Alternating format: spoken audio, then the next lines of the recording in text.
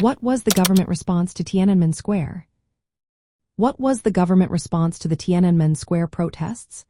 This question takes us back to 1989, a year marked by significant events in China.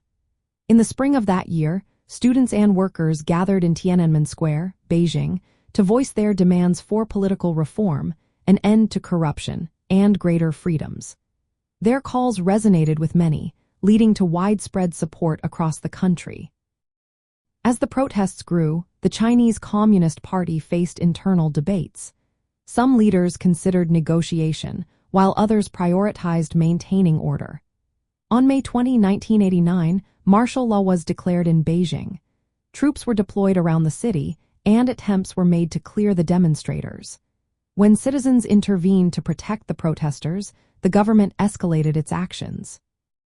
On the nights of June 3 and 4, military forces, including tanks and armed soldiers, moved into Tiananmen Square. The troops forcibly cleared the area, leading to tragic consequences. Official reports stated that over 200 people were killed and more than 3,000 injured. However, independent estimates suggest that the actual numbers were much higher. Following this violent crackdown, the Chinese Communist Party maintained that its response was necessary to prevent chaos and protect the socialist system. The government framed the protests as a threat to national security and the achievements of the socialist revolution. Thousands were arrested in the aftermath, and strict controls were imposed on public discussions about the events.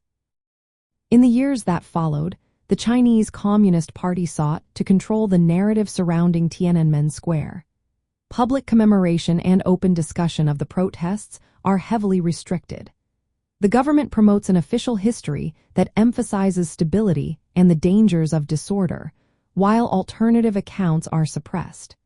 This approach aims to reinforce the legitimacy of the party and its leadership. In education and media, the government's version of events is presented as the only truth. Textbooks and official media focus on the need for unity and the risks of instability.